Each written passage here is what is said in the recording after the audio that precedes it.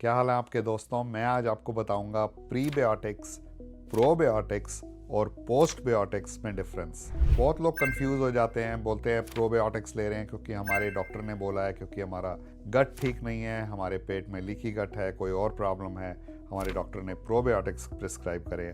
पर मैं आज आपको एग्जैक्टली बताऊंगा ये होते क्या है और क्या आपको जानने की ज़रूरत है कि इनमें डिफरेंस क्या है, ताकि आप अपने बन सके अपनी सेहत के खुद गुरु। सो चलिए जानते हैं। प्रीबायोटिक्स जो होते हैं वो एक तरह से खाद है, फर्टिलाइजर है, जो कि प्रोबायोटिक्स को फीड करते हैं। प्रोबायोटिक्स क्या होते हैं? प्रोबायोटिक्स गुड बैक्टीरिया होते हैं। अब गुड बैक्टीरिया हमें चाहिए क्यों क्यों खाने हैं हमें? क्योंकि हमारे पेट के अंदर करोड़ों, सैकड़ों, अरबों किस्म के बैक्टीरिया होते हैं। ये बैक्टीरिया, अब हम जाने हैं, इनको कहते हैं माइक्रोबायोम।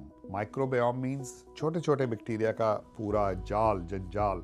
हम भी एक तरह से चलते फिरते माइक्रोबायोम के एक रूप है, हम एक तरह से चलते फिरते कीड़े हैं। तो ये जो छोटे छोटे कीड़े हैं, इन्हीं को बनाकर हम बने हैं। हमारे सेल से भी ज़्यादा हमारे पेट में बैक्टीरिया हैं। तो ये जो बैक्टीरिया हैं, इनमें 98% बैक्टीरिया गुड बैक्टीरिया है, यानी कि अच्छे दोस्त हैं। वो सोल्जर है जो हमारे लिए काम करते हैं, गंदा काम, अच्छा काम, सब हमारे फ़ायदे के लिए करते हैं। जो भी हम कुछ खाना खाते हैं उसको पचाने में मदद करते हैं, उससे पोषण निकालने में मदद करते हैं। कई लोगों को आप देखेंगे विटामिन B12 जो है खाने के बावजूद एब्जॉर्ब नहीं होता, या कोई विटामिन D एब्जॉर्ब नहीं होता, या कोई भी और इंग्रेडिएंट एब्जॉर्ब नहीं होता। तो इसीलिए क्योंकि आपके माइक्रोबायोम में कुछ प्रॉब्लम है, यानी कि आपके गट में जो गुड बैक्टीरिया की संख्या है वो कम हो रही है। और आज की डेट में स्ट्रेसफुल माहौल में नींद कम लोग कर रहे हैं, और भी ख़राब खान पान, अल्ट्रा प्रोसेस्ड फूड्स खा रहे हैं, अल्कोहल पी रहे हैं, सिगरेट पी रहे हैं। इन सब चीज़ों से भी जो हमारे अच्छे बैक्टीरिया हैं उनकी रेशो कम हो रही है।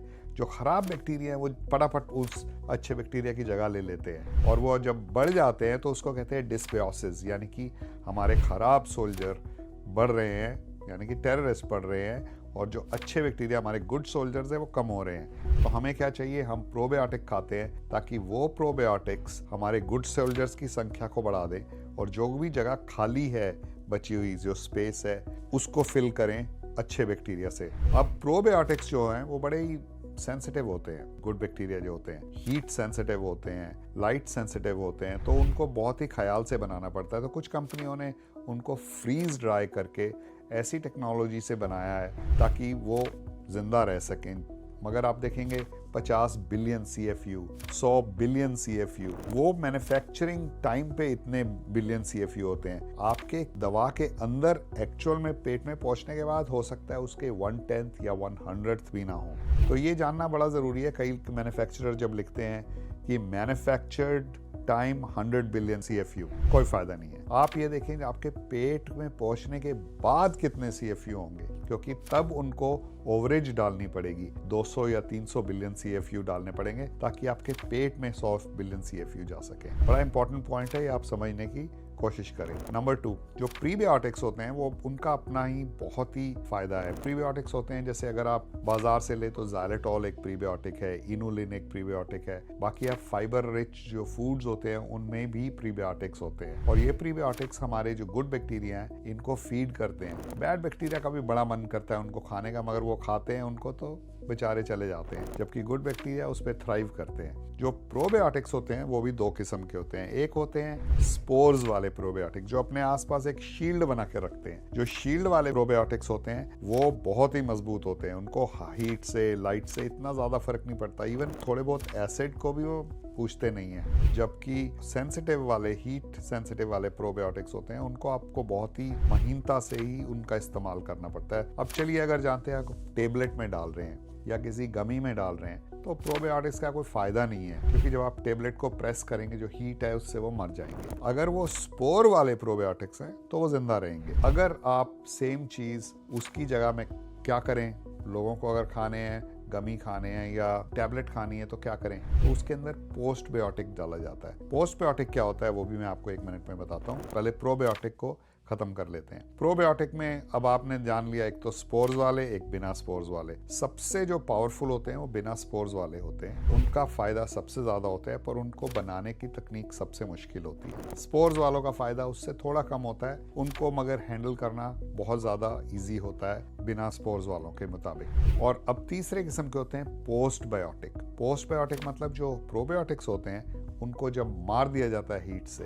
यानी कि जो मरे हुए बैक्टीरिया होते हैं उनको पोस्टबायोटिक कहते हैं। पोस्टबायोटिक बैक्टीरिया इजी टू हैंडल। आप चाहे किसी भी चीज़ में डाल दो, दवा में डाल दो, पानी में डाल दो, किसी भी चीज़ में डाल दो, तो अपना मस्त चलते हैं, क्योंकि वो पहले ही मरे हुए हैं, उनको कोई क्या मारेगा मरे हुए को। तो मगर आप कहेंगे मरे हुए बैक्टीरिया को खाने का क्या फ़ायदा है? बहुत फ़ायदा है, क्योंकि मरे हुए बैक्टीरिया में जो उनके मेटाबोलाइट्स होते हैं, यानी कि उनके जो एंजाइम्स वगैरह होते हैं, एसिड्स वगैरह होते हैं, उनको हमारी बॉडी रिएक्ट करती है और सोचती है अरे यार ये तो शायद ज़िंदा ना हो, तो मैं अपनी आर्मी पहले ही तैयार कर लूँ, तो वो भी आपकी मदद करते हैं। तो पोस्ट बायोटिक बैक्टीरिया भी बहुत ही रिसोर्सफुल और फ़ायदेमंद है, स्पेशली उन चीज़ों में पानी डालना हो फॉर्मुलेशन में, उन चीज़ों में पोस्ट बायोटिक सबसे बढ़िया। आई होप आपको ये जानकारी से कुछ मदद मिली होगी।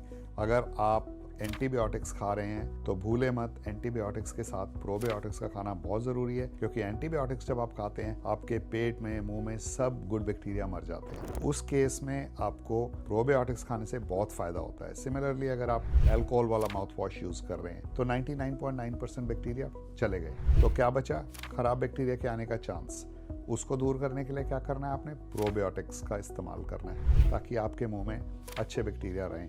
आपको बैड ब्रेथ की प्रॉब्लम है, गम रिसेशन की प्रॉब्लम है, कोई भी ऐसी मुंह की तकलीफ है, प्रोबायोटिक्स के खाने से उससे बहुत फ़ायदा हो सकता है। सिमिलरली अगर आपके पेट में कॉन्स्टिपेशन की प्रॉब्लम है, डायरिया की प्रॉब्लम है, लीकी गट है, कई ऐसी चीज़ें हैं, तो अपने डॉक्टर से सलाह करें कि आपको प्रोबायोटिक्स से हो सकता है फ़ायदा हो। प्रोबायोटिक्स में अलग अलग वेरिएंट्स होते हैं, तो जो समझदार डॉक्टर होगा वो आपको बताएगा कि कौन सा वेरिएंट आपके लिए सबसे बढ़िया काम करेगा। उसके लिए मैं अलग वीडियो बनाऊंगा, मगर ओनली अगर आप मेरे कमेंट्स में जाके लिखें कि प्लीज़ वो वीडियो बनाओ, तो मैं वो ज़रूर बनाऊंगा।